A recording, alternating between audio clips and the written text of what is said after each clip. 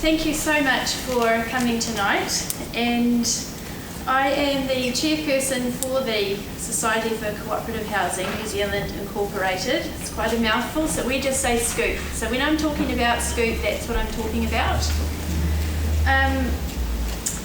I'm really sorry to say that two candidates who had said they were going to come are not able to make it. So Erica Harvey from New Zealand First was intending on being here, but New Zealand First has got a bit of a roadie going on and she's been swept along in that. And Josh Cole from the Green Party was going to be here as well, but his family has had gastroenteritis sweep through and he's currently in hospital with his youngest daughter. So I'm really sorry about that, but what you may wish to note down is that the Green Party has a Homes for All policy, a package that they've put together, and his comment to me was that if you look that up, that will largely answer the questions that we've put to our candidates tonight. So on that note, what we did was we, as a committee, put together 4 questions to get the conversation started, and each of our candidates have had a copy of those questions so that they could consider them and give some really well-considered responses tonight as well. We thought that was really important. I'm really pleased that in amongst our audience tonight that there are people who don't just represent central government, but also local government and people who work in the community and know the impact that our housing crisis is having on our community firsthand. And I do get exposed to a little bit of that because I also volunteer for Kaiaroha, Feeding Our Hungry Community on a Friday night in Greerton. And so I get a sense of the challenge that people are having out there in our community. Each of us deserves to have a choice about how to create a home that is affordable and connected to our community. It is this belief that has brought together the people who sit on the committee of Scoop. Can I ask everyone from Scoop to stand up, please? I just want to tell you a bit about each person. So Bobby is the amazing lady who greeted everybody as you came in tonight. So Bobby is actually the heart and soul behind Scoop. So back in 2017, Bobby established Closer Developments because she had a vision for community. And in August, about a year later, a site for a pilot project in Karikati became available. During this period, a number of people were brought in to have a look at how to progress a community housing vision. And that's where cooperative housing sort of came out of the discussion. And as a result of that, Scoop was established as an incorporated society that could apply for grants and fund and enable the development of a pathway for cooperative housing to happen for New Zealand, not just for this pilot project, for everybody. So Scoop was incorporated in early 2019 and it came about to develop the resources and work with alternative financiers to obtain and allocate funding to carry out the work. So Bobby, I want to say in front of everybody that you are an inspiration to us. Bobby is going to be our timekeeper tonight. So we will be allocating 3 minutes per question, not 2, because we've got a bit more time with 3 candidates instead of 5. So thank you, Bobby. Joe, who you've just heard from, is not only a member of the committee of Scoop, but also does this incredible work here at the Venture Centre and has been a very big supporter of getting Closer established and sort of encouraging and helping push along the pilot project and the development of the cooperative housing tools and pathway. So Jo is going to have the role of undertaking any fact-checking tonight. So at the end of each set of responses for each question, we will have some time. If there is anything that you've heard, anyone in the room, that you think, oh, I'm not quite sure about that, we can put those questions to Jo, and she will, during the second or following set of questions, she will check on facts and report back on any anomalies that she may have found. So trusting. That's very good. Thank you, Jo. Now behind me here is Gillian and Jeff. Gillian's the secretary for Scoop and Jeff is the treasurer for Scoop. And they are going to be our moderators tonight. And I've learned a bit about each of them over the past months. And they have a very strong sense of community and a passion for housing. And this has been evidenced to me through the life experiences that they've shared, and discussions we've had, and the mahi that they currently do. There's a good reason why I asked them to moderate tonight, and that's because they have some unique and different insight into housing in New Zealand. So in a moment, after I've introduced a bit more about housing in New Zealand, the sort of landscape, Gillian and Jeff will take over and run the questions and things for us. So thank you very much. Appreciate that. We do have another committee member, Zola, and she's not with us tonight. She's based over in the Waikato, and she is equally as passionate about housing as all of us. Her passion is evident with the mahi that she carries out with her own business.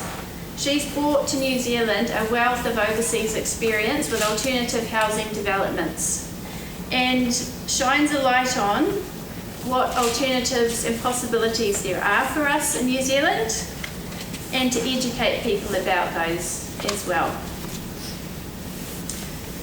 My background, which feels more and more distant every day, is consulting as a land surveyor. So I've been exposed to the sort of traditional model of developing housing in this country.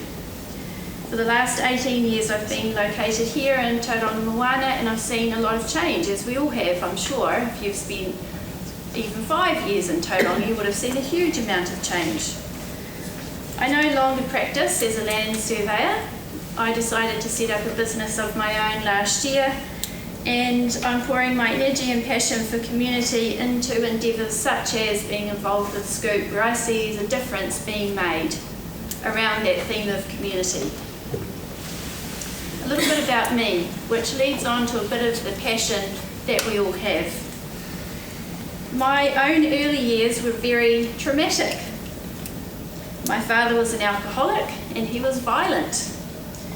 My parents divorced eventually after my mother escaped, and I was raised in poverty for several years in South Auckland.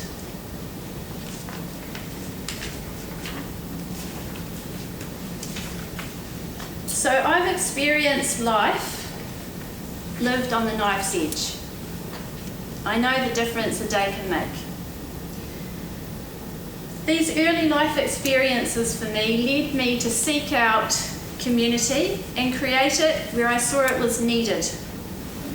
I'm an action-orientated person for that reason, and I act for people who don't have a voice.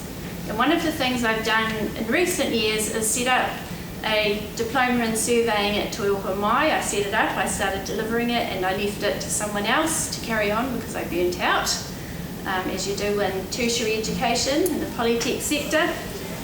But I did that to create an opportunity for technical surveyors in the surveying industry that had no voice and had limited options. I give you these personal examples because they represent the passion and drive within the Scoop committee, but also within the movement of people around our country who are pushing for change. These passions are necessary at the moment. There are no easy routes, and finding routes requires people to step into the unknown and be incredibly brave. But I will say it's no longer a case of people mobilising, because people already have.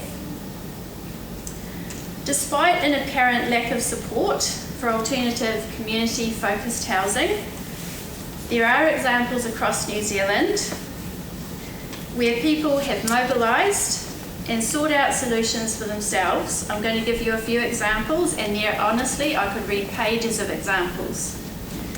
These are some reasonably current ones. I read for the second time today, the second time in a few weeks, that there's a tiny house village community established in South Auckland for the homeless to transition into housing. There's a group of people that are building a co-housing apartment complex in Greylin in Auckland called Co-House. The He Korowai Trust social housing project in Kaitaia, the Kohuhu Papukāinga, has provided 9 homes for whānau up there in desperate need. There's the Delhi village in a rural community. It has 9 households just outside Whanganui. Another group of people are developing the Urban Habitat Collective, another example of a co-housing apartment complex. And there's the Queenstown Urban Village, which also aims to be a co-housing village, ... So the list I could have shared is quite lengthy and spans decades. So change has been happening. People have been pushing and mobilising for quite some time. And the common denominator of each of these examples is community. Community-focused housing. Community builds a sense of well-being, gives us a safe place to land, gives us all somewhere to call home. But as I alluded to before, the pathway to achieve that and create alternative communities isn't easy and requires people to have a lot of patience. There's been a bit of study done on this, and at the moment it can take up to 7 years to get something from beginning to having something to live in. 7 years. And as I understand it, closest project, pilot project in Katikati, has required the input of approximately 200 people. Quite telling. Scoop feels very strongly that alternative community-focused development models need to become a part of the fabric of our housing solutions in Aotearoa. The dominant speculative model needs to be accompanied by these alternative models and provide New Zealanders with more choices. The housing crisis we're in requires a multi-pronged approach across our country. 9 years ago, I was the editor of a journal published by the surveying profession. And in one of those, I included an article called Affordable Housing, Just Do It. It was written by Hugh Pavlitich, a co-author of the annual Demographia Housing Survey. And I've noticed that in the years since then, this survey keeps popping up in articles and being referred to because its statistics are horrifying. 9 years ago, that article reported that Tauranga's median house price was 6.5 times the median income. A median of 3 or less is considered to be affordable, so we're at 6.5. A median multiple of over 5.1 is severely unaffordable, so we were well beyond severely unaffordable 9 years ago. The most recent survey that's been done puts Tauranga with a median multiple of 9.3. Housing in Tauranga Moana is, to me, beyond severely unaffordable. I would like to call it catastrophic. We are almost a double beyond that 5.1 figure, that median multiple figure of severely unaffordable. There's a well-publicised example of a community-focused housing development with a co-housing flavour in Auckland called Earth Song. It's in West Auckland. It was a community that came together and established themselves as a group in the 1990s and it took until 2002 before the first residents were able to move in on site. During the 1990s, I was working with one of the founders. And more recently this year, in February, my business, alongside Closer and Scoop, hosted a co-housing discussion here in this very space.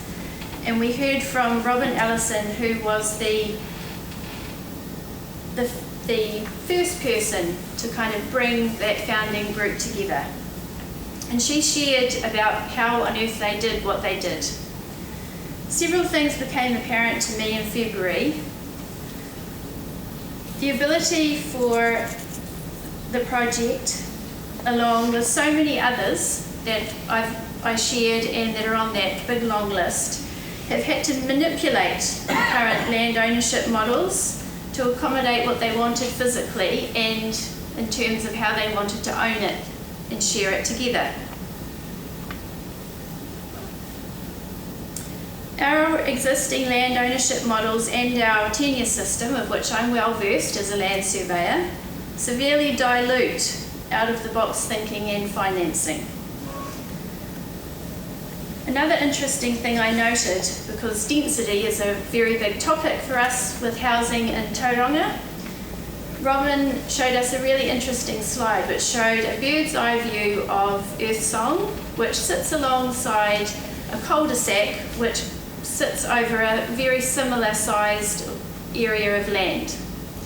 And Earth Song's density is about double what has been achieved in the cul-de-sac.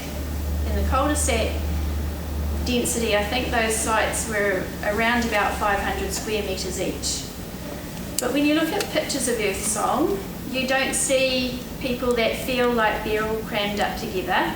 You see green spaces, you see trees, you see shared gardens, you see all this incredible stuff. So what Earth Song demonstrates is what can be achieved with higher density in an urban setting if it's well thought out, and how design features focused cleverly with perhaps a co-housing flavour or cooperative housing flavour can actually attend to some of the resilience that we're seeking in our urban environments as well. So our social resilience and our resilience in the built environment. So if the earth shook, we have a ready-made community that can support itself, support one another. And in terms of the built environment, there's a food supply on site and potentially a water supply on site. There's a whole lot less reliance, so there's a whole lot of resilience built into that example. It's really important to acknowledge the depth of the impact of our catastrophic housing crisis in order to feel really emotive, which is what we feel at Scoop. We feel very emotive about the change that needs to happen, and to be open to all the possible housing models that can contribute as solutions. World Homeless Day falls in 2 days on the 10th of October. What is the most hard-hitting problem we face as a result of our housing crisis? Homelessness. Our country defines homelessness as including people not just sleeping on the street, but people who are in temporary accommodation or sharing with other households. The 2018 census estimated there were approximately 41,600 people who were homeless and in severe housing deprivation. I don't know what that number is right now, given that 2 years has passed and we've had the impact of COVID.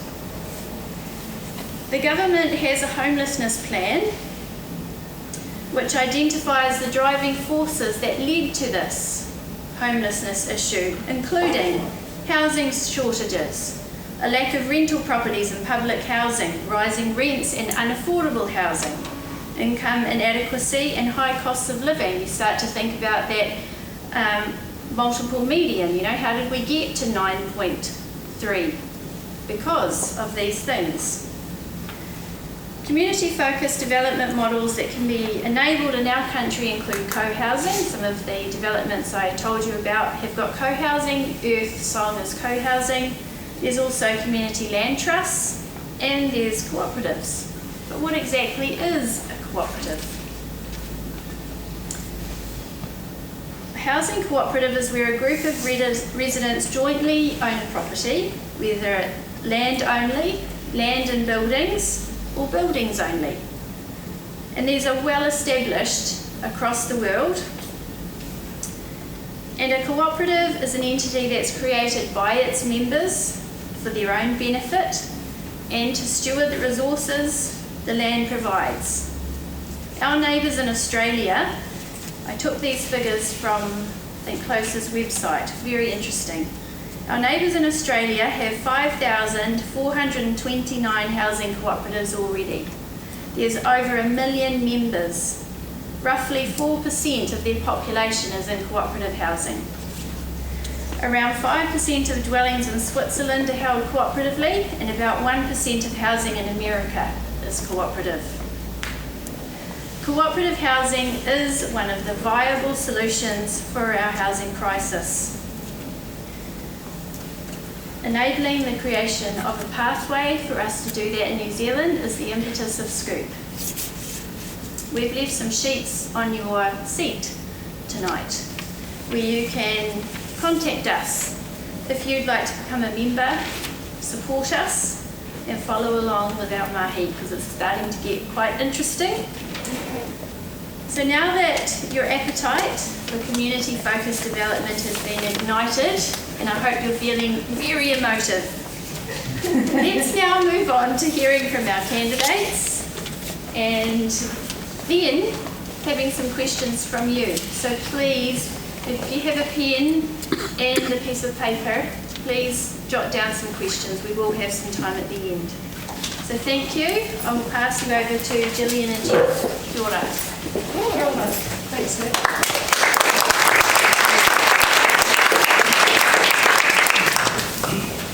Kia ora te whānau. Welcome. Let me explain the format for this part of the evening. We have 4 pre-arranged questions that have been circulated to our candidates. Didn't see them. So, surprise! That's right. So each candidate will have 3 minutes to respond to those questions. And there will be a warning at 15 seconds to go. No water pistol, so that's okay. That is good. That's Yes. a step up. That was quite daunting. Good. So queries around facts will be taken at the end of each question to be reviewed during the next question. And there will be strict timing. We don't have water pistols or silly hats, but we do want to keep this good-natured. In order to enable that, I would encourage that everybody respects the time that each of the candidates has on the floor. And we really do want to encourage a collaborative, engaging and informative discussion tonight. So please engage, prepare with your questions, and let's have a great time together. So, let's get the ball rolling.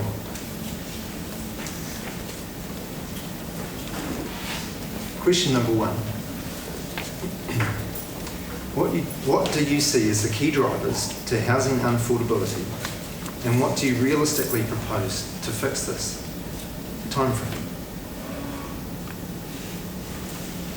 And I'd like to ask Chris to start. Thank you. First off, I've just said to Todd, actually, no cheating as a glance towards my paper. You are actually welcome to borrow any of these at any time. So TOP exists in order to drive forward things that historic working groups have recommended to governments, and they haven't been done.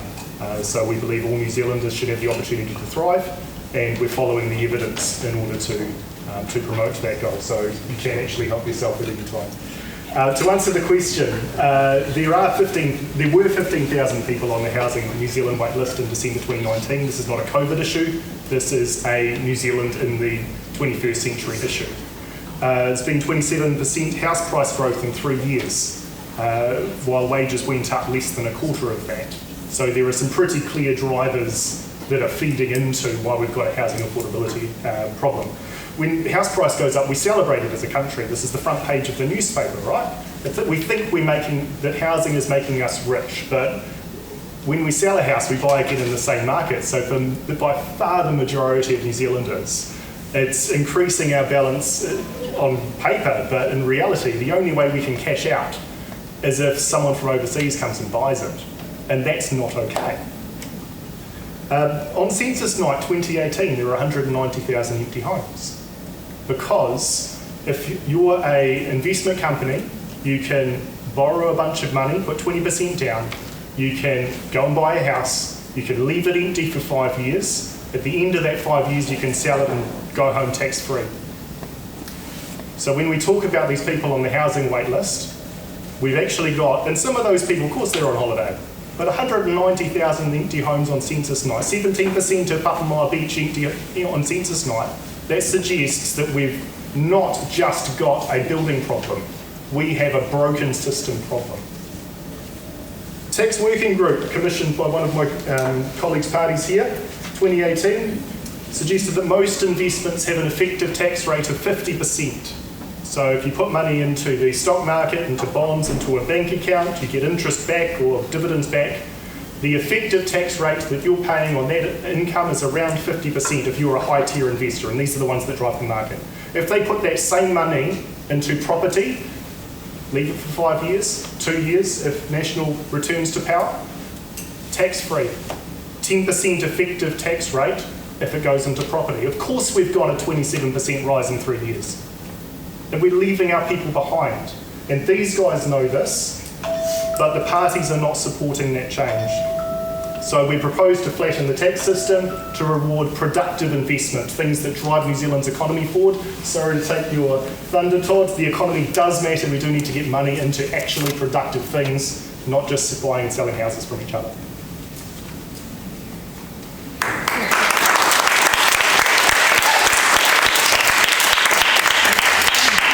Just before I start, was the ballot 2 minutes or 2 minutes 30? It's 2:45. 2:45, thank you. Kia ora tātou, thank you very much for the opportunity to be here and be part of what I think will be a very informative conversation, I suspect as much for us as it will be for you. Part of the reason I'm here personally is that I'm on record of holding the view that I think that housing, particularly in this city, is broken. And I have some strong views and of course reflect the National Party perspective and plan with respect to that. A couple of data points to help. 2002, that medium house price, medium income ratio that was referenced before was 3. By the end of the Clark government it was 5. By the end of the Key English government it was 6.5. Now it is 7.5, close within 0.1 of that. I'm sure we'll get it corrected. Get a sense that this is a systemic problem. It has gone now over 3 governments, and we actually need to talk about why we find ourselves in this hole. I think there are demand side reasons and supply side reasons. Firstly, on the demand side, our migration has bounced around. We don't have a population policy in this country. I think we should. That's a personal view, not a National Party one. We have immigration settings which bounce around from -4,000 5 years ago to +72,000 for 2 years in a row. And so massive pressure on your housing infrastructure. In 2002, the interest rates, 7.5%. Currently it's 2.5%. There are massive drivers for house ownership and people wanting to participate in the market. On the supply side, the National Party believes there are fundamental challenges with the RMA. It is not releasing land quick enough. I know Calvin at the back, a long time involvement in local government in this city. I know he finds huge challenges with this. Our policy is to require the immediate release, legislated within 100 days, of all councils to free up 30 years worth of land for growth and to ensure that there is no constraint in terms of consenting that, in terms of needing the infrastructure signed off before that happens. We have an example in the last 10 years. We did this and did this well, and that was after the Christchurch earthquake. We put in the Christchurch Economic Recovery Act, which overrode the RMA to give the minister at the time the power to consent huge tracts of land and for residential housing to assist the rebuild and the regrowth of Christchurch. From 2012 to 2018, they had rental and house price inflation that was basically flat. The rest of the country continuing up with that, with those ratios that I talked about. We also have signalled that there will be $1 billion of capital available for community housing organisations, and I will speak more of that when we move into question 2 and 3, because 3 minutes goes very quickly. Thank you very much.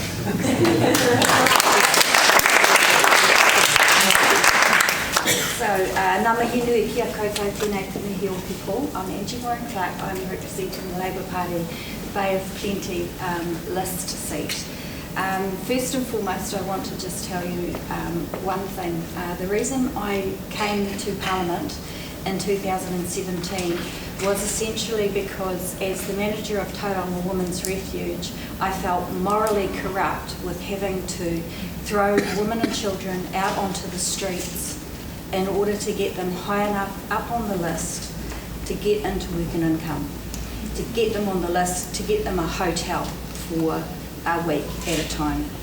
That was the reason that I went to Parliament. And so tonight I'm really delighted to be here to talk to you all about what we in the Labour Party have been doing.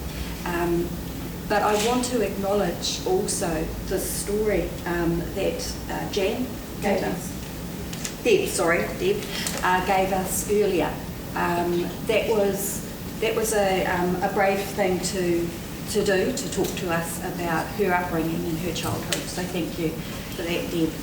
So the Labour Party, as you know, and you would have heard us talk about this, inherited a huge issue. But what I am going to say to you is that successive governments have failed in the housing space. We did see a remarkably bad period for 9 years under the National Party, but all successive governments have done a bad job of ensuring that we look after our young people who are trying to get into housing, but also our elder people, our people who need to rent. So in the last 3 years, we've had a real focus on housing, homelessness and housing affordability. I worked on the Environment Select Committee, so I brought in the legislation for the urban development legislation. So I know some of the tools and mechanisms that we are using to free up and open up the opportunities. We also have been working for the last year and a half on the RMA reform, and I agree with Todd, it does need to be reformed. We need to make sure that land is available, but not at the cost of the environment. And so we need to balance that across both sides of the ledger. It's really important for us in the Labour Party that people are not living in cars, that they are not living in hotels or motels, and it is really important that they are not living in transitional housing for very long. The idea is to essentially build more houses, free up land, and make certain that the supply and demand and balance is in balance, and we will be able to afford better houses. Yes.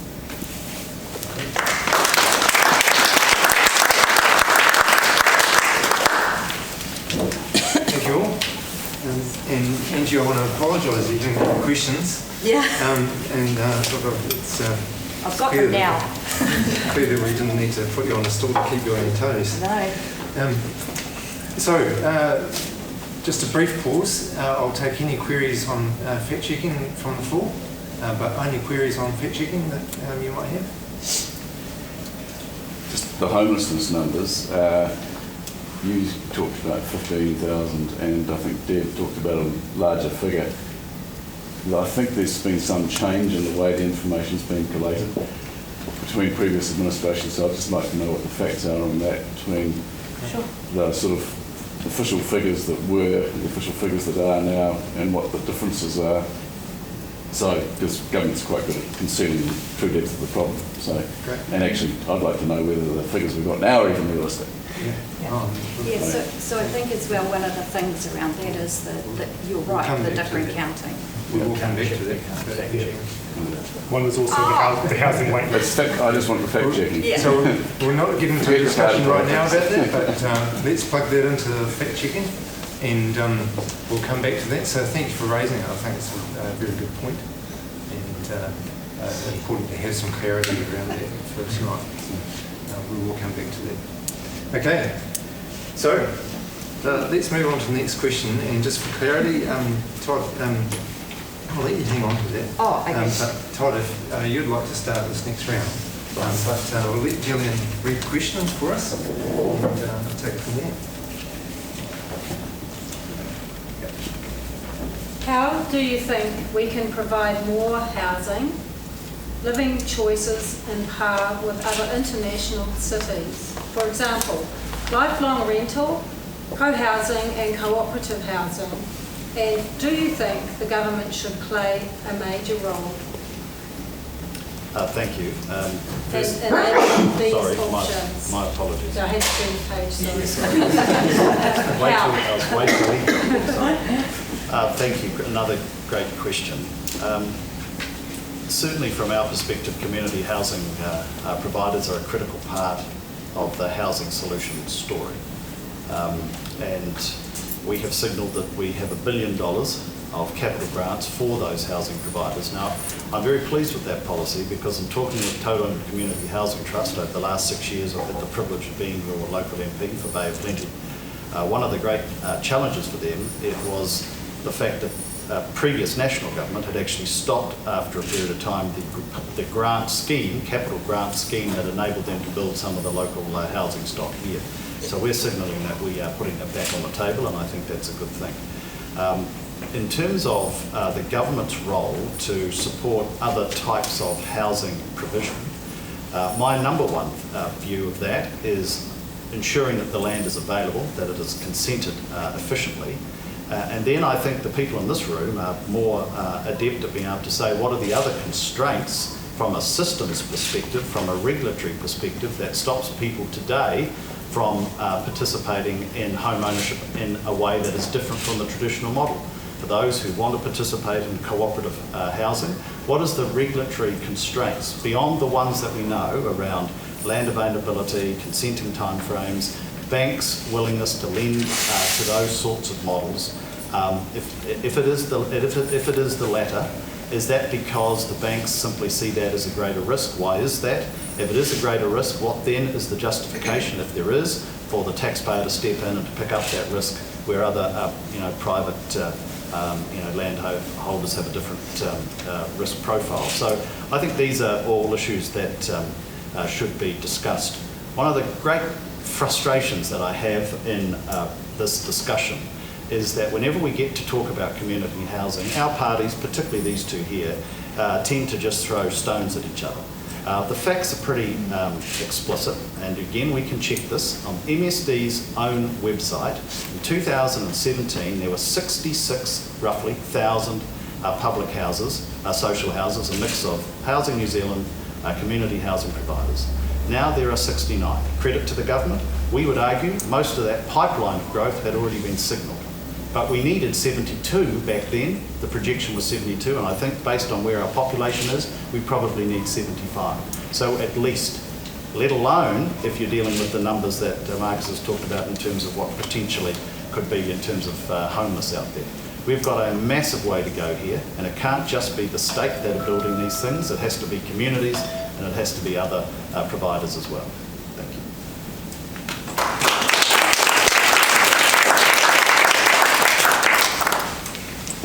Can I ask you to...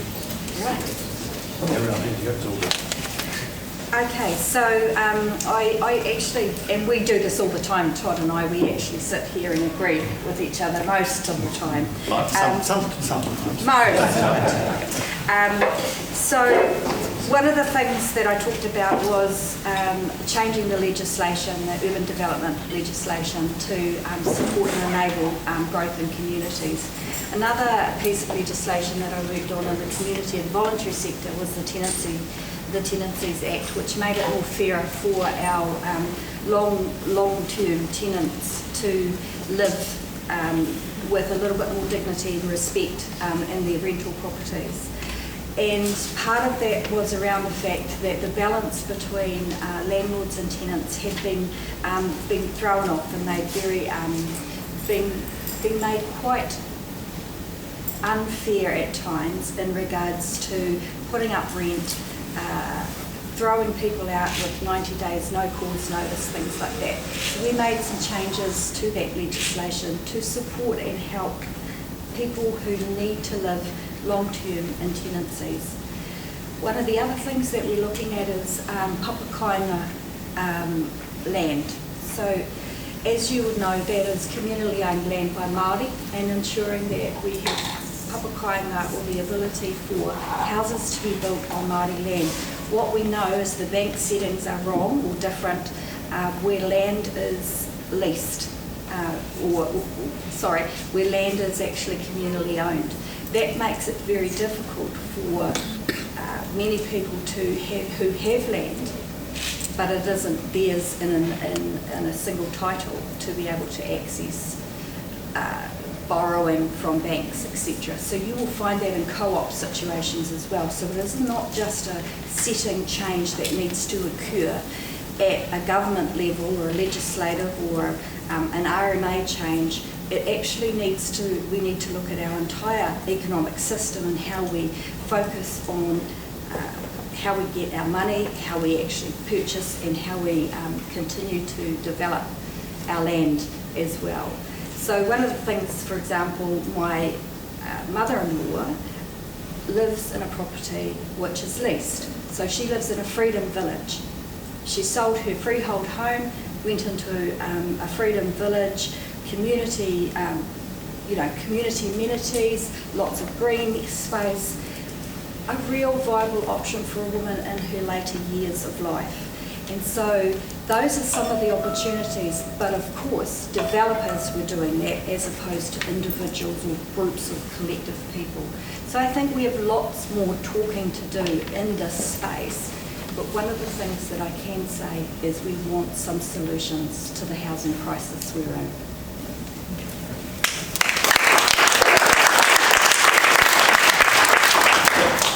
Thank you.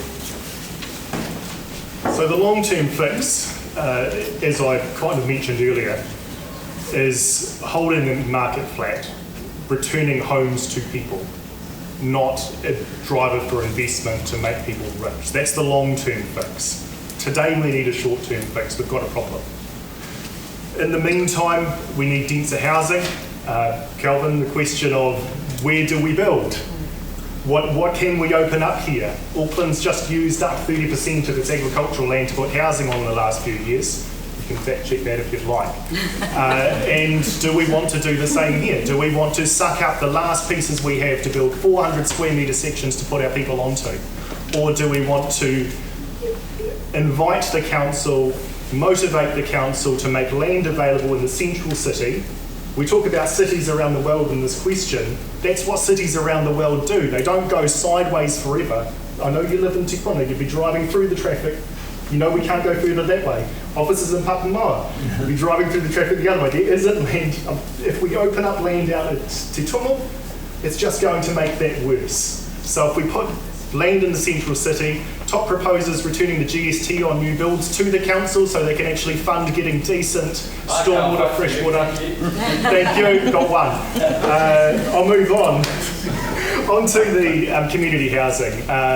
So we promote community initiatives to actually get this stuff going. So long-term leases and gifts of kainga land to community organisations to be able to put housing on. Density is a thing. We don't want people commuting from far out on that. We want to actually have people living, working, eating close together. But with our support, we can make that happen. Well, I said a whole lot of things. Tenancies. Protection for tenants, absolutely agree with Angie. If we've got a good tenant, some landlords get really fired up on this because of one bad experience they had. If we've got a good tenant, they haven't broken the place, they're paying the rent, they should be able to have a lifelong lease. We're following the German model. They have a great system. They've held house prices flat for a really long time, near 40 years, and it's working well for them. And if you think about German engineering, where did their money go? Making stuff that made them better off as a whole country. Thank you.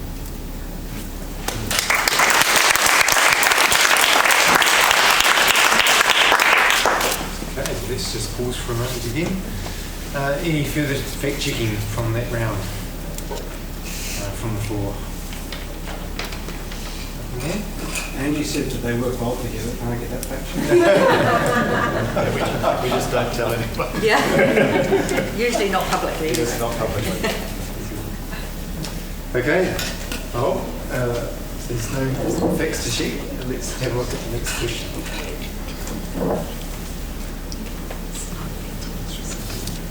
So, question 3.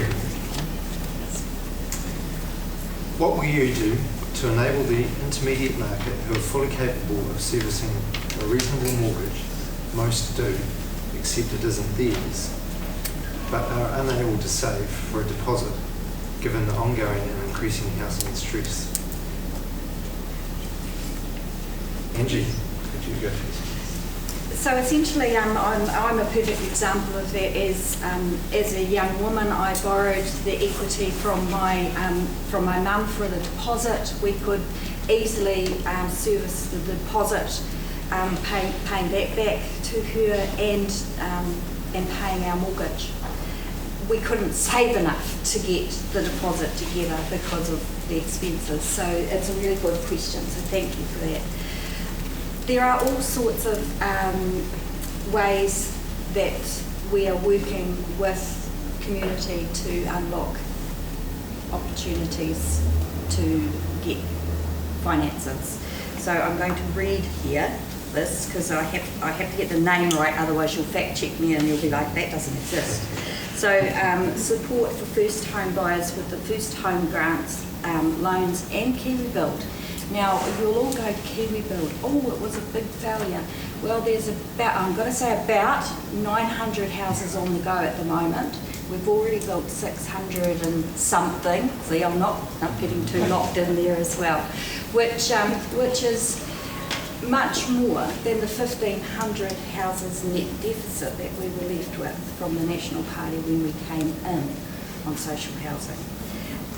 The important thing is about having the opportunity for people to apply across a number of ways to get funding. So let me put this carefully, so it can be carefully fact checked. So you're able to access money from the government in order to be able to purchase your own first home. You're able to go into shared equity arrangements, and the government will support you to do that. There are all sorts of ways that we will work with you to do this. It's really about what we realise the importance of owning your own home or having somewhere that that is all safe and dry to live. And the reason, and what we know is where our young people are brought up in one house instead of the transient nature of being homeless, they have better outcomes. We know that people are healthier and have better lives. So it's all part of our greater wellbeing process that we put in place in looking at the wellbeing budget. But I think really the key here, or the key message here, is that as a government, we are looking at many options and many different ways to support and enable people to get into their first home.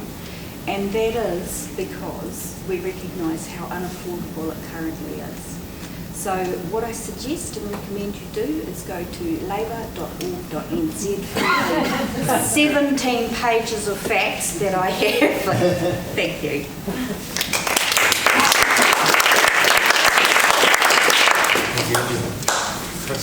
Oh, thank you, Angie. I have gone to labour.org.nz. There was one number in particular that stood out actually on the progressive home ownership scheme. They're hoping to help 4,000 families. There's 600,000 tenants in New Zealand. This is top of head, I didn't write it down, please feel free to fact check. We've got less than 1%. If you put this together with KiwiBuild, there are less than 1% of New Zealand tenancies that are helped by this scheme in the next 3 years, I believe. It's 24. Thank you. Yeah. So, as far as a plan for people in this situation, I've been in this situation 10 years ago. I was a tenant with kids. One of my kids started a house fire. We didn't easily find more rentals after that. We stayed in a bunkhouse on my parents' land. I was lucky, my parents have land. Many people don't have that situation. This is a major driver of me to be here today taking on this issue. We had help buying a house after that. My parents gave me $15,000 to go towards a deposit for my first home. That was less than half of what it's worth now.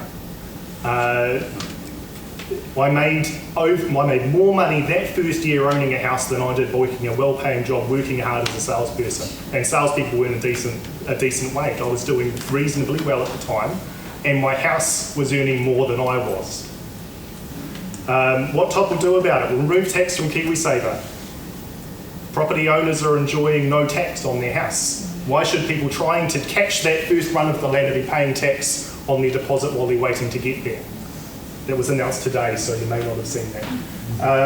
As far as helping people actually have the cash in the first place, the Opportunities Party provides a universal basic income paired with a flat tax. What this does is it skews the tax system towards people at the bottom end, the people who are driving productivity. Every worker in their income ends up better off through a universal basic income, balanced from the investment speculation on the property side, which has not been paying its fair share. So by balancing this thing, we actually get our economy going. Every beneficiary, when they start work on a universal basic income, keeps 2/3 of every dollar they work for, not the 10% that many of them get right now.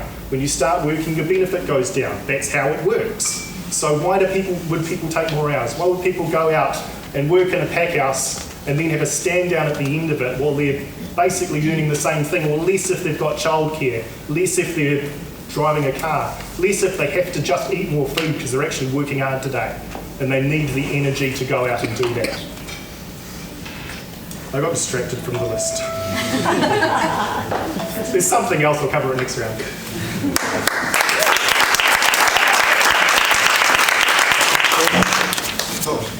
Great, thank you.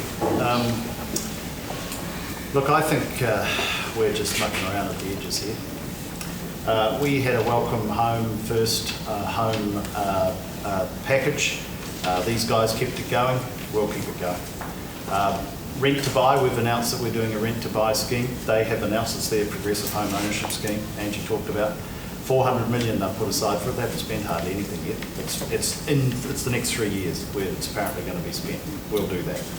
But again, let's just talk some numbers, right? 2002, a 5% deposit for an average house at that time was $13,000. Currently, prior to the LVRs being taken off, you need a 20% deposit. On the average house price is $184,000 deposit. How many young people under the age of 30 have $184,000 for a deposit, or under the age of 40, or so many people? Just a personal. I was a senior role at Fonterra. We sold that to come back. I'm a Tauranga boy here since I was 4, but I had a few years up there. We came back and bought a Pies Par home for $650,000, and we could make it work. That home, according to Calvin's people, is now worth $980,000. If we were trying again 6 months, this is someone who's then in his 40s, worked at a senior level at Fonterra, there is no way we could have serviced a home of $950,000. That's why we bought it at $650,000. And that's just 6 years in the city. And this is endemic. And I fundamentally think, and this is where we've got to have an honest conversation. There is an example. It is Christchurch. We overrode the RMA to put thousands upon thousands of hectares on the market. Consented, built the whole thing all at once. They had 7 years of flat inflation, rental and house prices, and started to climb. It is our view that it is the supply of land that is the predominant constraint here, and there's a whole lot of systemic successive government issues for that. It has to be sorted. That's why we're saying every council, you can't dodge it, put 30 years worth of land, and then you get your consenting sorted, and you can have you can sidestep the appeals to the district plan that constantly go on by people who want a land bank. We have to get the land supply part of this sorted, or all we do is have these debates on the margin of who's got the idea to put a few thousand people into their first home without dealing with the systemic structural issue that blights this country. Thank you.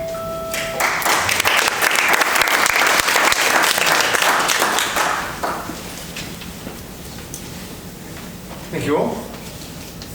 Okay, let's just pause for a moment. Regarding your Christchurch analogy, I don't know how you can compare Christchurch, which maybe had houses demolished to free up land after the earthquake, to compare to Tauranga, which is practically waterlocked, when so much of Christchurch sprawls and is not blocked by water. It's not just.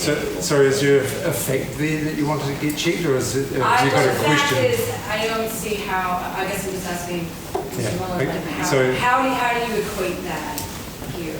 And so we'll come back at the end for any questions. So, yeah, note down what you want to ask and we can come back. You got a fact that you would I like don't know to if it's a check? fact per se, but I'd just like to know the actual numbers from Christchurch. Okay. You've had some ballpark estimates of lots of land freed up, lots of houses built. I'd just be interested to know how much. Okay. And what would that sort of look at? We can get Joe to have a look at that. I don't know if it's a fact check per se, but Okay, we'll see what information we can find. yeah. Before the earthquake as well. Before the earthquake? Yeah. Okay, be an interesting comparison. And we'll see what information we can find. We won't make any promises, but be interesting to get into the conversation. Okay, if everybody's happy, we'll leave that there and dive into our next question. And I'll ask Jillian if she would read that for us. So, attention please. Okay, the next question. Whilst there is a strong drive towards urban intensification, there is also a growing number of households who do not need to or would choose not to live in urban environments, being more self and environmentally sustaining, and especially sharing resources, for example, eco-villages and homestead-like living. What are your thoughts and how do you see current restrictive planning constraints enabling this in an environmentally and financially affordable way forward? Starting with you, Chris. Cool, thank you. So urban intensification, I did talk a little bit about that earlier. That is one of the primary solutions in how cities build going forward. However, a lot of New Zealanders quite strung out. There's a lot of land here to use. What we don't suggest is filling up that land with lifestyle blocks. Apparently they don't turn as much of a profit as what most of the property in Tauranga does. But alongside that, most lifestyle blocks don't even feed the family that lives on them, let alone actually making good use of that land. So we'd be cutting up our land and not creating significant value with it. In this space, in the community, getting together, live together, grow together, providing off-grid energy, we don't have policy here. We do have concerns around spreading out significantly where we've got long commutes. We've got a lot of misuse of resource if we're driving in from far out the other side of Tauranga, for example. But when there's a group of people that are living together, working together, creating resource off this brilliant land that we have here, then all for it. That's about me.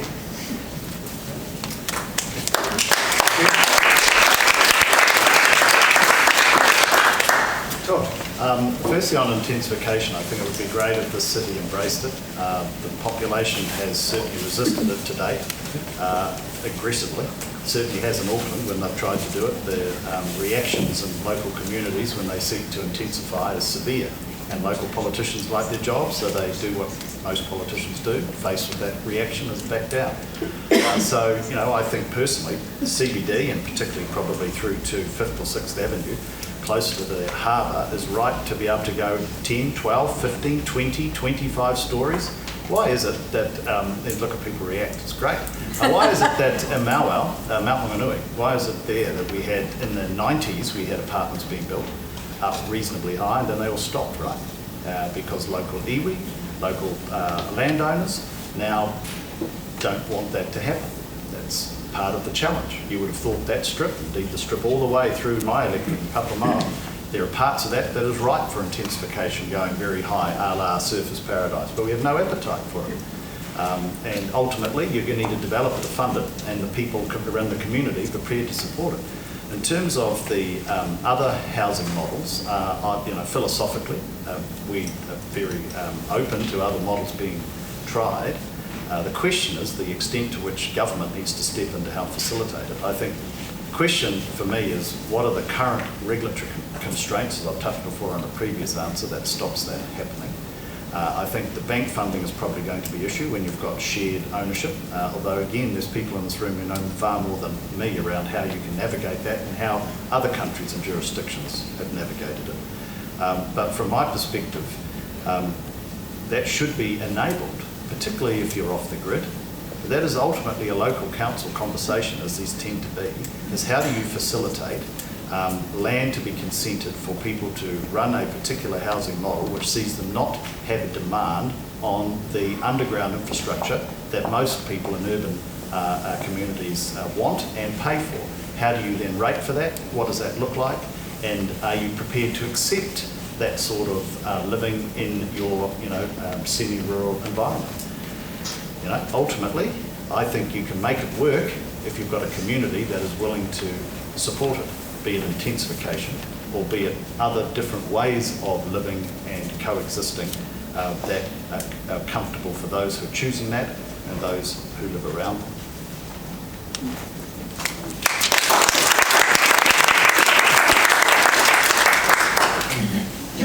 Lucky us. You get the last word on that for a few questions. So essentially, I'm going to go off Labour script and just have a conversation about some of the stuff that I see. You're always better when you do that. Oh, thanks. Some of the stuff that I see is really needing to be looked at. So, for example, I have friends who are building a rammed house. In order to get all the consents for that rammed house, they have taken years and years and years. Yet it is, it is a beautiful house, well thought out, using amazing products which are good for the environment and great cost-wise, all sorts of stuff. But the consent issues are just a nightmare. Even for their toilet, they want a self-composting toilet, and the difficulty around getting that as well. And for us in an urban environment, it is a no-go.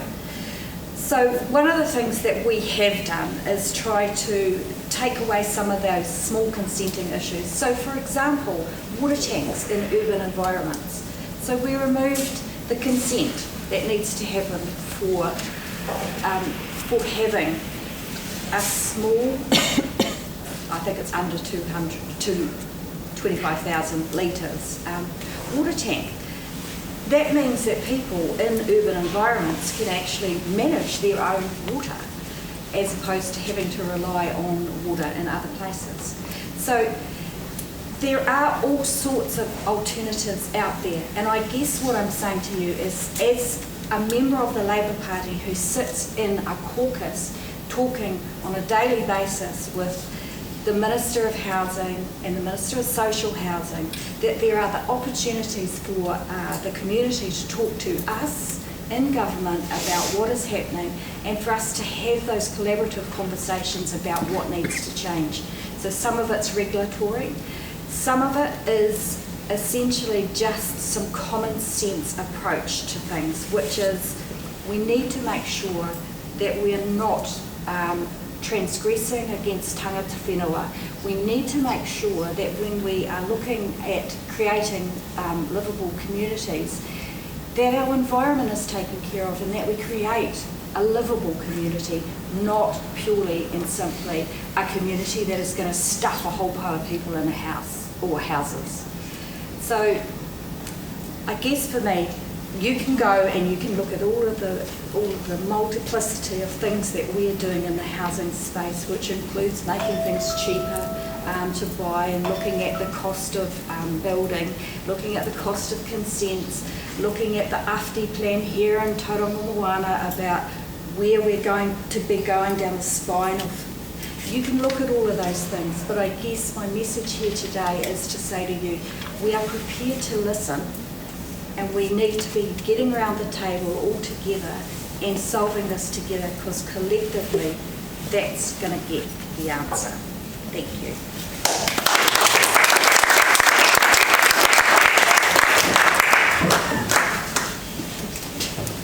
Thank you all. Look, I just want to say a personal thank you. I really appreciate the personal stories that have been shared. We get on to the next part of the evening, so thank you for that. The next thing I want to do just quickly before we take any questions from the floor is get back to our fact checker and see how, Joe, how you've got on.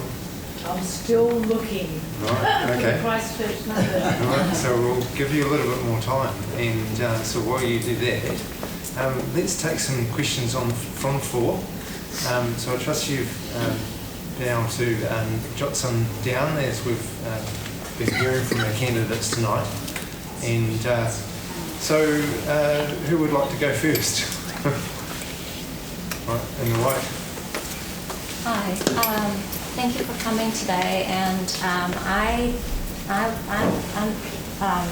grew up in Shanghai, 25 million people. So I grew up in apartments in my first maybe 18 years of life, and then I lived in the States for about 10 years, and New Zealand about 10 years. So from my personal experience, I don't really think high density housing is actually the solution, because for example, that it kind of separates people from forming like a close community, and which is part of the reason why we have homeless people. So we have talked about affordability, and we have talked about in New Zealand we don't have enough land, but the reality is, because my personal experience, I have done some research and trying to see if it's co-housing is an option, but at least in Tauranga, I mean, first of all, Shanghai is not that big of a city, but it has 25 million people, so space very tight. So in comparison, New Zealand actually has lots of land. But my personal experience is that I struggled with actually making, like if you have 10 families who are trying to live in a co-housing situation, it's virtually impossible in Tauranga, because if you look into the area of Papamoa or lakes, those areas, pretty much it all has to go through the developers. So when it's your turn to actually buy something, even if you have five family want to live in the close neighborhood, it's already very expensive. But people want to. I guess it's virtually impossible, because if you move out to the countryside, the rural zoning, essentially you're only allowed one major dwelling, which is not possible for people to live together. So really, there's no option there. So I don't know if the candidates today, so I guess my question is, we don't really need the council to release land. Possibly we could just change the regulation, allow certain area, not all the rural zoning, but allow people actually to have that option to live together, like 5-10 families. And if you live in such community, I think people will be much happier, and then the lifestyle will be healthier. And then you can grow your own food, you can get solar panel, all sorts of really good things. I think we all agree. And people can skip the step of going to a developer who charge a premium on the housing and the lot and the whole thing. So my question to you is, if you had the power to make that change, would you do it? Would you change the regulation, remove some of the restriction, allowing people to move a little bit further? They can still, commute to city within 30 minutes. But are you willing to actually make that change? Okay, thank you. Angie, would you like to get started on that? Yeah, sure. Absolutely. I think I think when we look at Papakainga land, for example, at the moment, there are models available that can support. So it's enabling land to be purchased and then to have a model that ensures that you have to have enough resources on that land. So you have to have the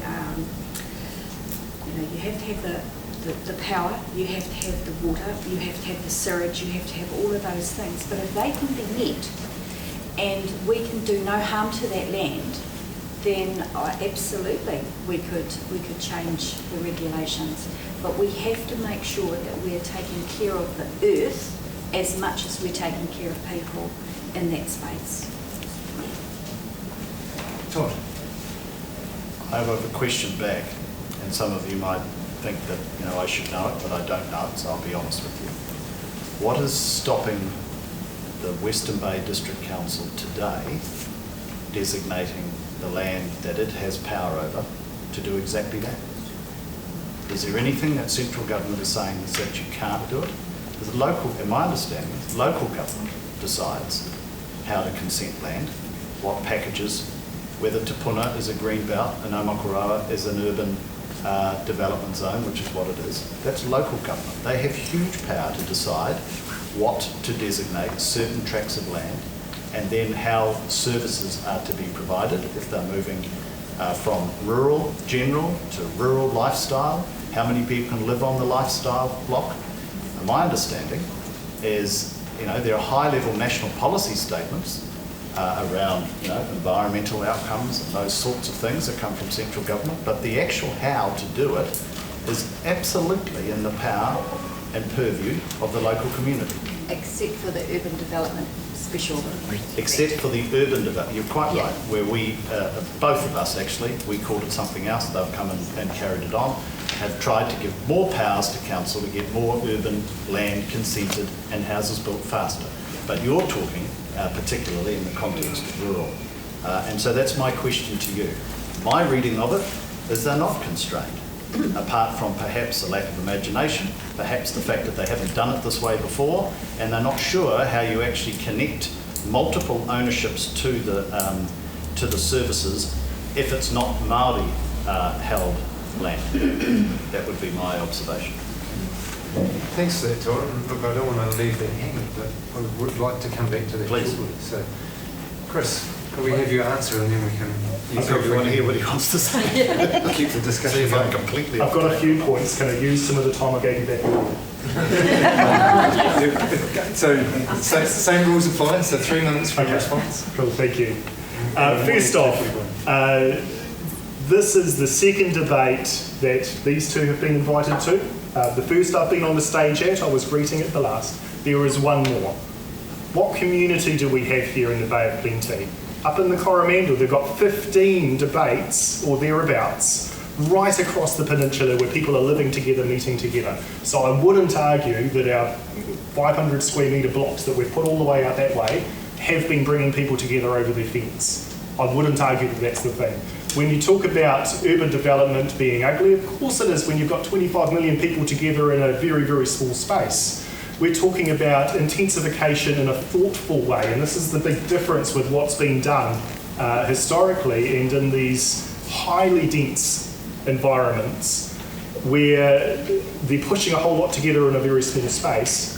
And if you do thoughtful development, then you can actually pull some more people together in a way that could be sharing gardens around the building, that could actually have spaces that they can interact with each other together, where they can actually start to come together as a community. This isn't a big concrete people storage facility. This is a place where people can live without sucking up whatever land we have. We're not on the Canterbury Plains here. We are in an enclosed basin here. Third point, about people wanting to see this done. Part of the reason we've got a Nomokoroa urban zone and things like it, we haven't incentivised council, this is going back to the brownie points I got from Kelvin earlier, to extend infrastructure. It takes a lot of money to get pipes out, takes a lot of money to get drainage out, takes a lot of money to build those sort of things. And putting people together in these spaces, extending kind of where things already are, without this dramatic development in the CBD that the councils just don't have the resource to do properly. So we've been underfunding these guys that own most of the infrastructure in New Zealand. I did know the exact percentage, but I know I'm going to be fact-checked, so I won't guess. Councils own most of the infrastructure. They take a fraction of the overall tax take of New Zealand. So when we're wanting new people to not use up this resource we have, let's make sure that the GST from that goes back into actually paying for what it costs us for them to be here. So thoughtful development, main answer to the question. Let's actually get some shared spaces. Yeah, Chris. Okay, so Todd had a question, and I would like to give opportunity if there's anybody from the council side that might want to speak to that. I can't speak on behalf of Western Bay District Council. Kia ora koutou, by the way. Kelvin Trout, Tauranga City Councillor. But look, as part of our Smart Growth Initiative, where we're partnering TCC, Western Bay District Council, Bay of Plenty Regional Council, this is a fundamental question that we're grappling with all the time. And we have to make sure that we bring our communities along with us. So although it might be plausible to put 10 families on a small sort of lifestyle block out by Te Puna, we're going to get a lot of kickback from the community. You know, people already say to us, you know, how are you going to service the transportation needs of those extra families? And that's the pressure that goes on our state highways, for example. So there's no easy answer for councils. I think the key thing is we have to collaborate together with central government. So my question, that segues into my question, we know that one of the biggest constraints for councils to open up new land is the cost of infrastructure, and Chris, you touched on that before.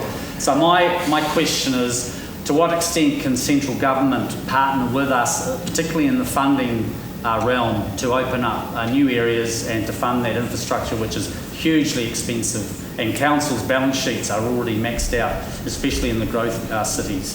So that's a question for you in terms of central government commitment to funding infrastructure. Thank you.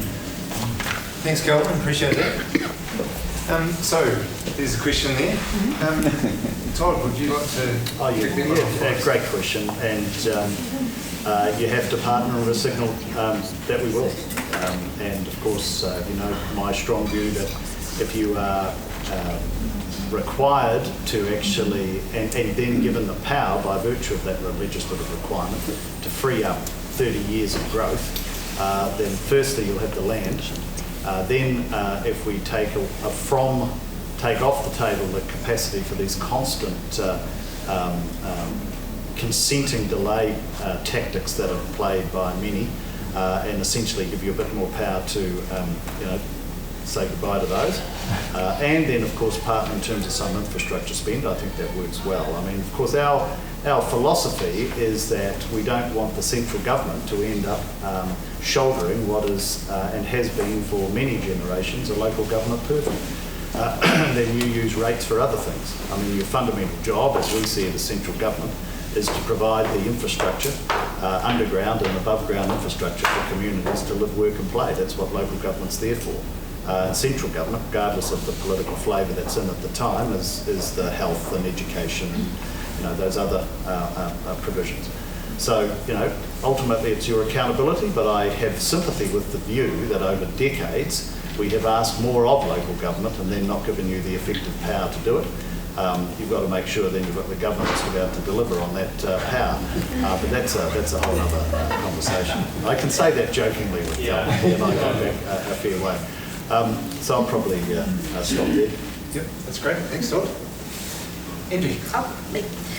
So essentially, I think you'll know, Kelvin, that we have a really good central government, local government working relationship, which has seen a lot of funding come into this city, over $1 billion in the last 3 years, and that was practically for a road that someone hadn't funded. You know, there's a whole pile of money. But one of the... I'll start doing Trump short. Oh, I'm sitting here so quietly, so good. I know you won't be fragile, Jeez. but essentially that When money... can I start fact checking? Carry on. Fact check that, will you? That would be great. No. Please fact check We'll spend that. the whole rest of the Yeah. night arguing. It's not going to be true. So essentially it's really about ensuring that there is that really close working relationship to unlock opportunities. So we know that we're the 5th largest city in the country, but Papamoa, our Papamoa is the fastest growing suburb in the country, and we have the geography which is quite complex with all of the bridges that get us from here to there. So we can't just kind of throw billions of dollars of cash at local government and expect the answers to be things to be fixed overnight. What we have to do is plan livable cities, which I think the TCC and the group are actually really starting to get their heads around now and really thinking about how do we get from A to B to C, how do we move through our city and how do we plan job locations, houses, where we live, how can we streamline things. And then central government, as you know, is coming on board to support some of that really expensive infrastructure spend. That rates haven't been, because let's face it, rates have constantly been year upon year an election issue.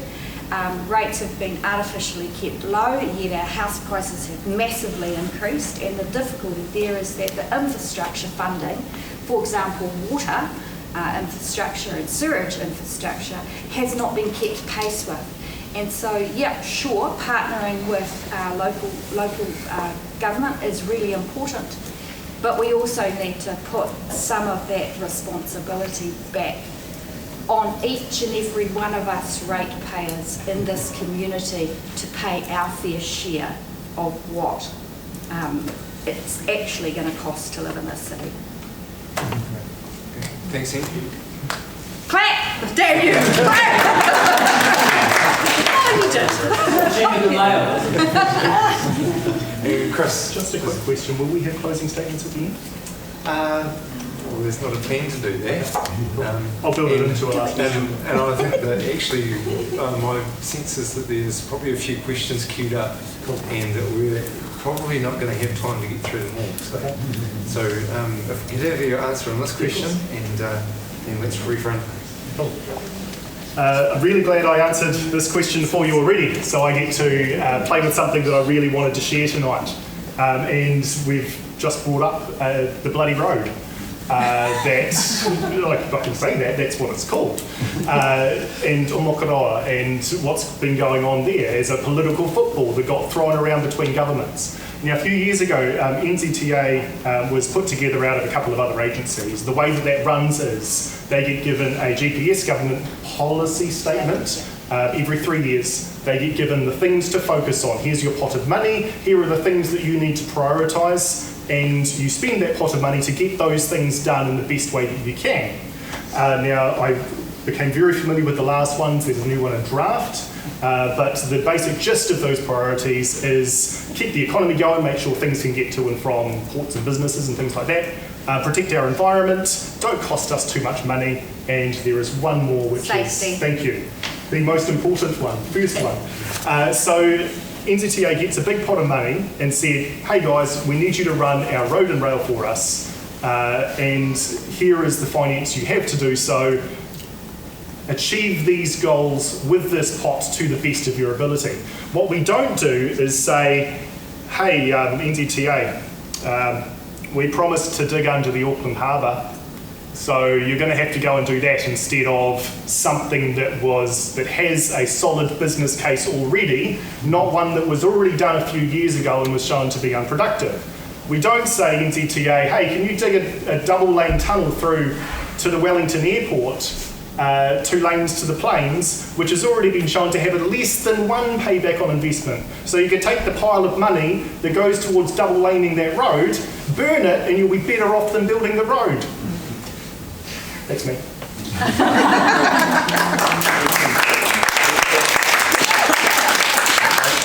Okay, so for this final part of the evening, we're going to switch gears and flick into fast mode. So this is Yes, no answers. So we are going to limit the time to 1 minute. Okay. So you each get a say, but it's 1 minute. 1 minute per candidate. By the words. Okay, so we've got a few questions queued up here. All right, Jeff here. So Todd, you said national release of the land. Who's going to build the houses, and how the council's going to pay for the infrastructure for the land if it's a nationwide thing? Like, it sounds like Labor promising 100,000 houses and then they can't deliver it. No, that's completely different, because part of the reason that they couldn't build their houses, it was all a political rhetoric. They hadn't dealt with this fundamental structural constraints that we've touched on here today. Is that unless you have the capacity to have the land released, consented quickly, and so developers can actually get in and develop it, and then you put the underground infrastructure as you go, the thing doesn't happen. It doesn't happen fast enough. And if you overlay 72,000 people coming in every year in terms of net migration, and the thing stretches to breaking point, which is where we are at the moment. I don't think there will be a capital challenge in terms of investing in making that land available. I don't think there'll be a pipeline of development or pipeline of people able to build the infrastructure that's a problem. It's the fact that we haven't had the consenting and the land available in sufficient quantity to enable the pipeline to just keep going. Okay, now that question was directed at Todd, but do any of the candidates want to speak to it? I'll have a little crack. So speaking to apprenticeships really, and ensuring that we have a pipeline of people available. So this is not just about releasing land or getting the consents. This is actually having enough people to build and enough people to put services in. So we've created a large plan around the creation of fees-free apprenticeships across a whole series of apprenticeship models, including for women, which has been a focus as well. So what I can tell you is that my husband is a builder, and we have for years suffered in this city, but also across the country, with the boom-bust model.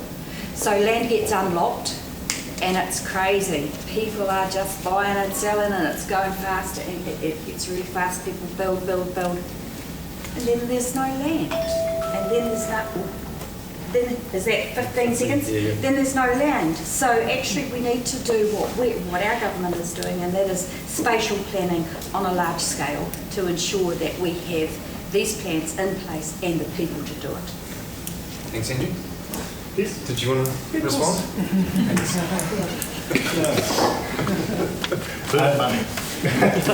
Part of the money was what I meant to say. I did stumble on that, but I didn't get called. So apprenticeships, one of the pieces that we focus on, firstly, if you vote for me, these guys are still going to be here, and you still get one of these guys that we'd be working with. So I'm adding to that and challenging on a few things.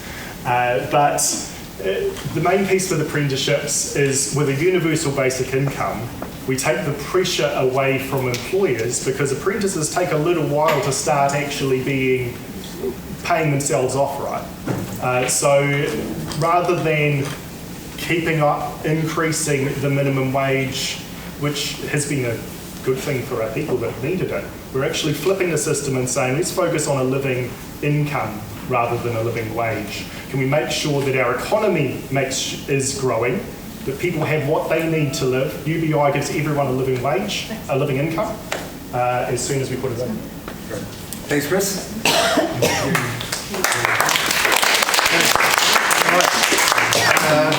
So up the back in the cardigan. Hi. We talked about a lot of things, but I just bought a house and I went unconditional stay. It was not fun. I hope there's no children in the room, but I fucking hated the whole process.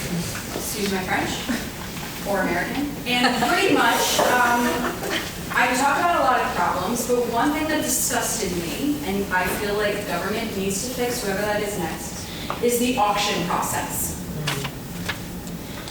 Every single house that I looked at, that I even considered, was up for auction. Auctions drastically drive up the price artificially of houses in this country. I've never seen anything like it in the States. When I first moved here, I thought, why is there so many cheap houses? It was the reverse. You auction houses that nobody wants in America for like $20,000. Finally, we found a house, but after so many auctions I walked into, I couldn't believe how many houses were essentially taken off the market for people like me and my husband, who are both hardworking parents. And the thing that probably bothered me the most was, it's an auction, and you as the buyer, the potential buyer, have to still pay for a building inspection, even though you're not guaranteed to win the house, a P inspection, even though you're not guaranteed to get the house. And I asked these real estate agents, why don't you just give us this information, the builder's report and everything, and they said, that's on you, it's not on us. So that means we could get 5 or 10 people buying individual building inspections, and then only one of those 10 people gets the house. And I joked to my husband, I should just become a building inspector because they're making bank. So I want to ask you guys, what are you going to do? Because I haven't heard the word auction once tonight about the cost of housing. It's the in my opinion, one of the #1 artificial cost drivers of houses. There is no incentive for sellers not to put them up for auction. They might as well get as much money as they can. I think somebody saw the story about how one house went for $100,000 more than the reserve in Tauranga. That's bonkers. So what will you guys do? Because really, it's crazy. I think it's immoral.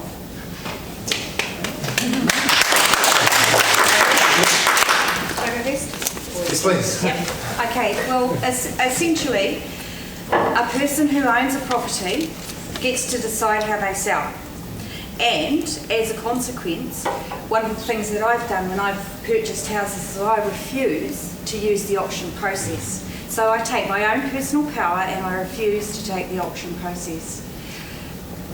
The interference with ownership and deeds and titles and the way that you sell is a fundamental law in this country. And in order to overturn that, and just FYI, I specialised in land at law school, in order to overturn that, we would have to change a whole system. And I hear what you're saying. The market is a dirty place at times. It's cutthroat, and it's designed to do that. It's designed to do that. So what I will say to you is, I hear what you're saying, but there is no solution unless we completely shift our ownership models in this country. Thanks, Angie. Chris? Yes. So when I first bought, auctions were for the high end. Now everything's the high end. That's true. So the Opportunities Party is proposing I didn't speak in detail about this, it's a tax on equity and property. It's balanced by the universal basic income. The idea is that we are left at least where we are right now, but it decreases the incentive for property speculators. There's a calculator on our website, ubi.top.org.nz. The idea is that we hold house prices flat for a generation. If there's no room to speculate, why would you auction it? That's basically where we are. That'll go down well.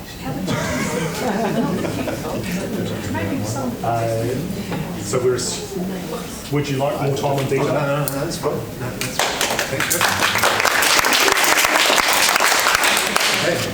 So I obviously have an answer this question. I have a fundamentally different view that you regulate to keep the house price stable. I mean, that sounds like communism to me. I'm the National Party. We believe in the free market. Markets are good. They need to be regulated, but they're good. They often lead to the efficient use of resources. And I'm delighted that you've found yourself your first home.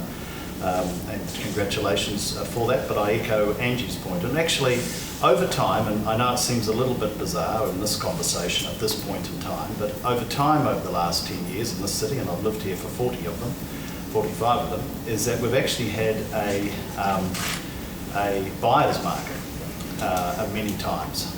It's a seller's market now, but we've had a buyer's market before, and when that happens, hardly anyone goes to auction. So because it's a seller's market, the auction is used because, for obvious reason, because it's often the best mechanism to be able to test the market at any given point in time. I'm the National Party, we back the market. You can clap, it's okay. 3 claps, fantastic. Okay, look, the evening's raced away and we really only have time for one more question, I think. Paper, scissors, rock. Okay, I'll give us this in front of you. Grey always makes them really hard. We've heard a lot about houses. We haven't heard very much about community. A few words that Chris said. We had some reference to Earthsong earlier in the, and I had some connection to Earthsong, and I really had a sense of the enormous effort there was to bring people's attitudes together to make that work. It's a lot more than the houses, it's a lot about our attitudes. And I find that attitudes generally in the city are about independent living.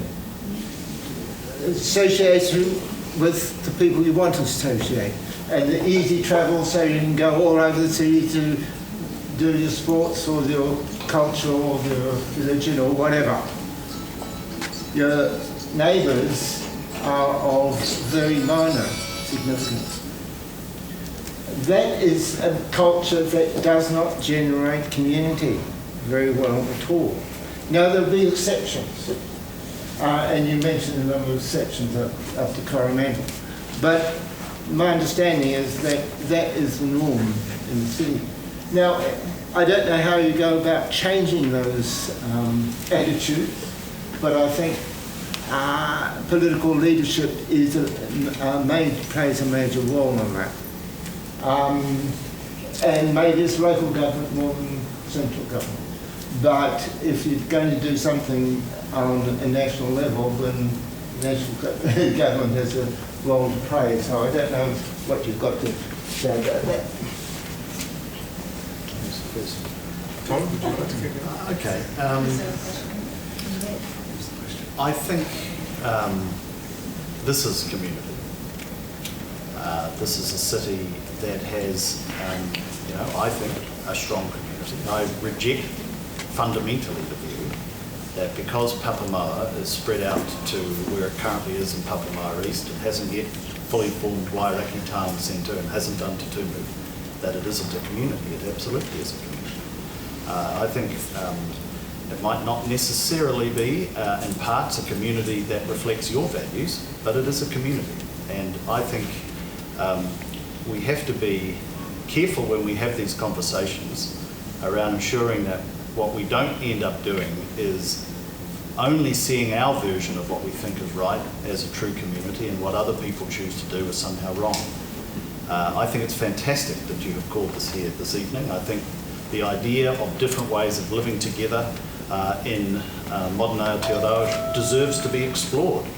But I think as we have those conversations, let's just test that we are not holding value judgments as to others who choose other options in terms of lifestyle, house ownership, where they live, are somehow making choices that are not valid.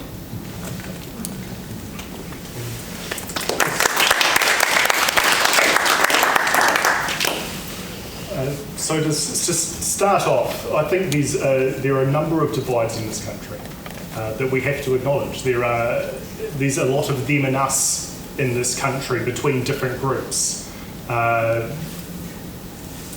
For example, we've got beneficiaries that are seen sometimes as spending my money. We've got landlords sometimes seen as robbing me of my money. Whatever, there's a them and there's an us. And we've got politicians that are robbing. I'm including myself, you're okay. that are trying to rob you of your money. But in reality, it's the market setting. I'm absolutely agree in free market. We're led by an economist. We're founded by a different economist. And market settings dictate how people behave. So if somebody can buy a house, leave it empty for 5 years, sell it again, and make money without having to deal with that one tenant they had that there was a pain, they will do that. Market settings dictate how things happen. So when we're talking about bringing people together, I talk about there's no bad guys here. People are making rational decisions based on the situation they have in front of them, and if we tweak the settings, then we can start to come back together as a country without using words like communist from the front of the stage.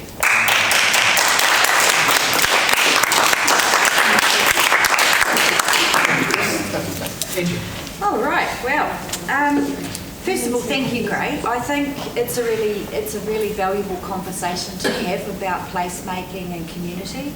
And I think if we don't have that when we're planning and designing our communities, then we will fail everyone, not just those people who don't like that over there. We'll fail everyone. So it's really important that we work to ensure that, and this is my call to you all, when there is something that comes out from the council that says about planning, tell the council what you think.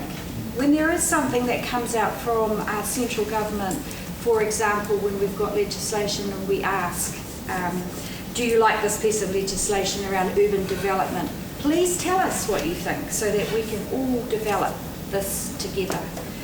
But finally, what I will say is that it is so very important that we look at well-being and not just houses.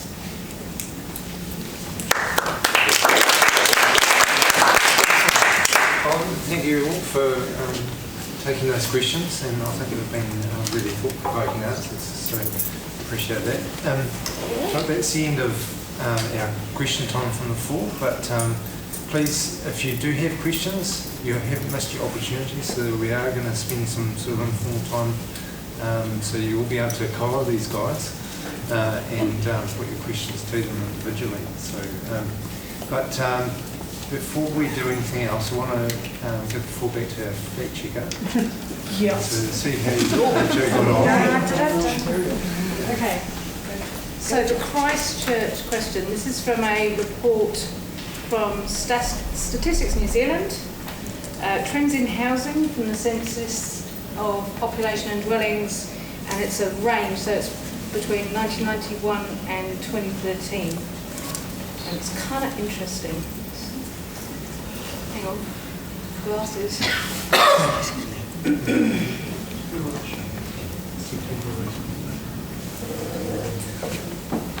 So the number of private occupied dwellings in Greater Christchurch in, so I'll go to the 2006, which is the closest to the earthquakes, yeah, was 162,207.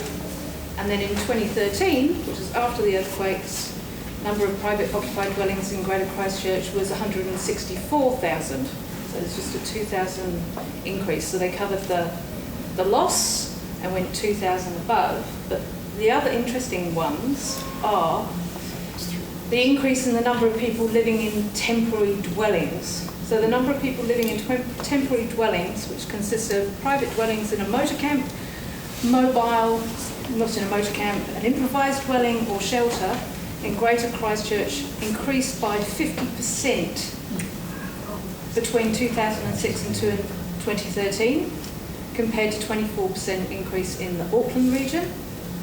And the other interesting one is the number of unoccupied dwellings, to a question that was asked earlier, increased sharply between 2006 and 2013 with an 88.4% increase in unoccupied dwellings in Christchurch. So houses were built, people came in, but people aren't living in them. So that's the Christchurch stuff. There's more, and I can send anybody that's interested that report. And then the Homelessness one. Thank you to whoever it was in the audience. So this is from the Vital Signs, and it says homelessness is defined as 4 categories: without shelter, temporary accommodation, sharing accommodation, and uninhabitable housing. We were able to determine that 3% of residents in Tauranga belong to one of these 4 categories, which is over 4,000 people across the city. This is only based on the number of people we were able to reach. In reality, this number will be even higher. Well, thanks, Joan. Appreciate that.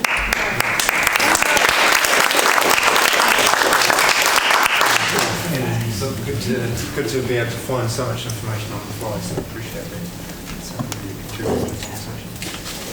Deb, can we hand back to you to wrap up the night for us, and we can spend a bit of time with it. Okay, thank you for being here and actively participating. That was a desire that we had when we set up this space. I'd like to thank our candidates for coming and for sharing your thoughts and for the respectfulness as well that you also delivered as you were sharing those thoughts. And I'd like to extend a massive, massive thank you to the very special people that are on the Committee of Scoop for making this happen in a very extremely short space of time that had school holidays and a whole bunch of other things in the mix. I want to go back to where I started the evening, and that was trying to get you to think really emotively about the opportunities that we have to look at things really differently. And those opportunities don't necessarily look anything like the speculative market that we have been basically talking about the entire time. So what I would like to draw your attention to is an election policy statement that was prepared by the Society for Alternative Housing Development. And they prepared this election policy statement, which if you're happy for me to share it, I'd actually like to share it with the 3 of you. Now this policy document is centred around providing a definition for what community-focused housing actually is, so that at a central government level it is understood what the definition of that is. And then that knowledge can infiltrate down through to local government rather than a bottom-up approach. And this policy suggests examples of where central government can look at ways they can regulate to change and open up opportunities for community-focused housing. Things like tax, building regulation, land underwriting, finance, and essentially also political support, asking for political support. So whilst we can talk very comfortably about the speculative market, I think that I want to leave the thought with you that I'd like you to be really open to talking about things that are no longer part of the speculative market. Opportunities that sit outside that. Opportunities where perhaps at a local government level, when land is made available, local government says some of that needs to be dedicated to community-focused housing, so that when the land opens up, it is not suddenly bought up by developers that are sitting with money waiting, that it actually provides an opportunity for groups of people who want to do things differently to actually do that. And so this election policy document addresses some of the things that do need to happen at a central government level in order to help enable that. So if you are interested in that, if you flick us an email, you've got the piece of paper with how to reach us. We'd love you to join us as members, and we can share with you information like that, as well as give you updates about how the pathway we're enabling is going as time goes forward. So leave feeling empowered that you do have a voice. You have a voice to vote with, you have a voice to give feedback, as Angie said. At any point in time, that local government is looking for your feedback. So take the opportunities, use them, and come to us and say, actually, can you advocate for us? You know, we're interested in doing something but we're struggling. Make us aware of that. Allow us to speak for you as well. Yeah. Thank you again.